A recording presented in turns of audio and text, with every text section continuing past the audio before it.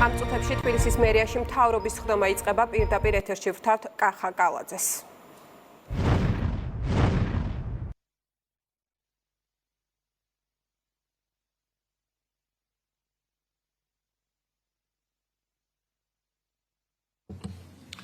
დილამშვიდობის მეგობრებო, მოგესალმებით ყველას.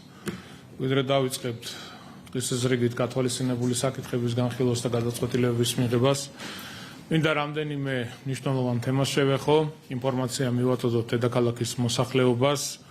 თქვენ იცით, თუ რამდენად დიდი ყურადღება ეთმობა ჯანდაცვის და სოციალურ მიმართულებებს.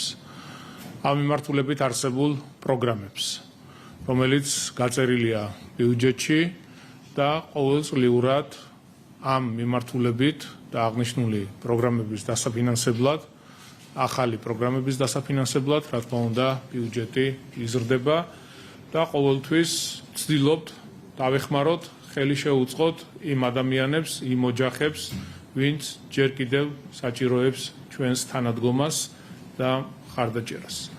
მე ბევრჯერ მithქვამს და კიდევ ერთხელ გავიმეორებ, რომ ყველა იმ ოჯახს, ყველა იმ ადამიანს ყოველთვის დაუდგებით გვერდით, დავეხმარებით, ვიდრე ამის საჭიროება ჯერ კიდევ არსებობს, არავის არ დავტოვებთ პრობლემების პირისპირ. შესაბამისად, თუ გადავხედავთ სტატისტიკას, ნახავთ თუ რამდენი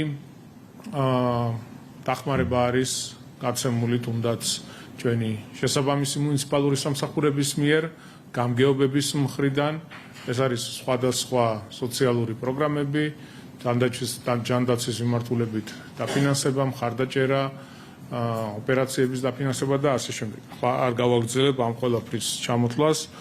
მე რამდენიმე მთავრობის სხდომის წინ ვისაუბრე ერთ ძალიან მნიშვნელოვან წამოწყებაზე, ძალიან მნიშვნელოვან პროგრამაზე და კიდევ ერთხელ მინდა საზოგადოებას მივაწოდო ინფორმაცია აღნიშნულთან დაკავშირებით, რადგან ამ პროგრამის განხორციელება იწყება 1 სექტემბრიდან და ყველა იმ ადამიანს, ვისაც ესაჭიროება აღნიშნული მიმართულებით ჩვენი თანადგომა და მხარდაჭერა, რა თქმა უნდა, აქვთ შესაძლებლობა გამოიყენონ და ჩაერთონ შესაბამის პროგრამაში.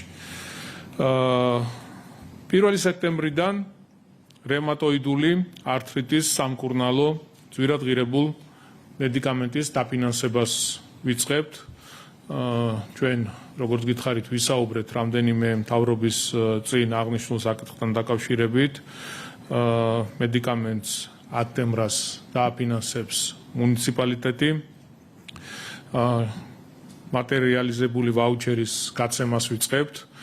სოციალურად დაუცველი ოჯახების მონაცემთა ერთიან ბაზაში რეგისტრირებულ ყველა პირს, რომელთა სარეიტინგო ქულა არ აღემატება 150.000, მედიკამენტი დაუფინანსდებათ სრულად 100%-ით.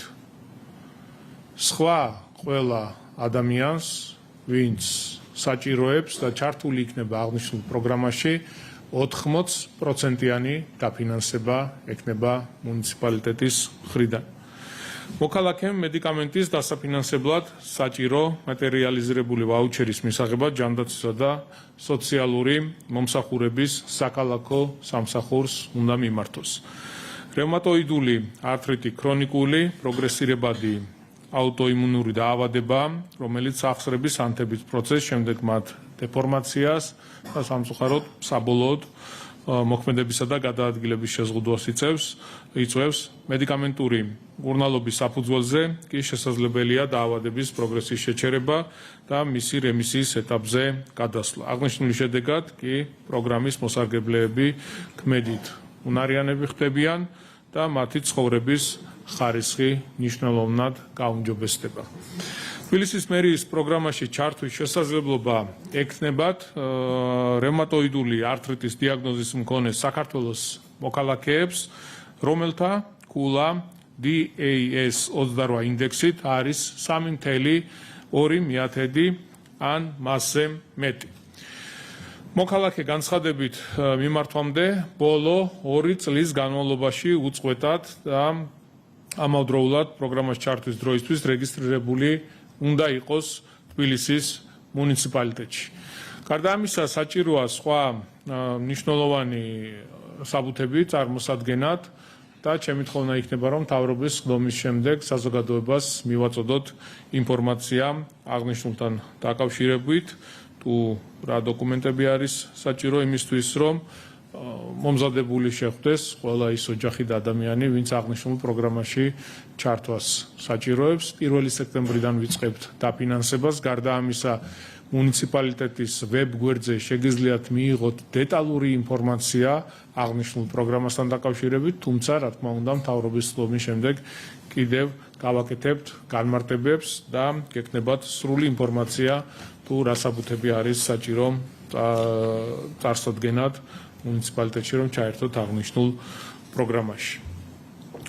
როგორც მოგეხსენებათ, სამშენებლო საქმიანობის ხარისხის კონტროლი და ზედამხედველობა უმნიშვნელოვანესი მიმართულება და პრიორიტეტია ჩვენთვის, ჩვენი შესაბამისი სამსახურებისთვის.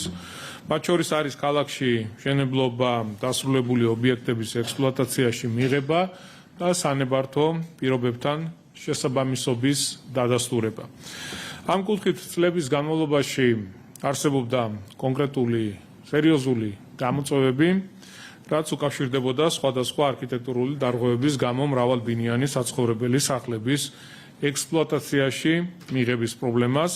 აღნიშნული პრობლემის გამო ათასობით ოჯახს კეთილსინდისიერ მესაკუთრეებს არ ჰქონდათ ექნებოდათ პირველ რიგში ძალიან დიდი სირთულეები, ცხოვრობდნენ უმძიმეს პირობებში, იმიტომ მათი საცხოვრებელი корпуси არ იყო მიღებული ექსპლუატაციაში და ეს უდიდეს სირთულეებთან იყო დაკავშირებული და პრობლემას წარმოადგენდათ.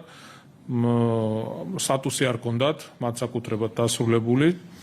მრავალბინიან საცხოვრებელ корпуსებში ვერ იქნებოდა ბინათმესაკუთრეთა ამხანაგობები და მესაკუთრეები ვერც სარგებლობდნენ მუნიციპალური პროგრამების სიკეთეებით. თქვენ იცით, რომ ბინათმესაკუთრეთა ამხანაგობების პროგრამებით შესაძლებელია ბევრი საინტერესო პროექტის განხორციელება. ეს შეიძლება იყოს საკუთარი სადარბაზოს პირობითად ვიძახი გარემონტება, მოწესრიგება, გადახურვა, ლიფტების შეცვლა, ეზოს მოწესრიგება და ასე შემდეგ.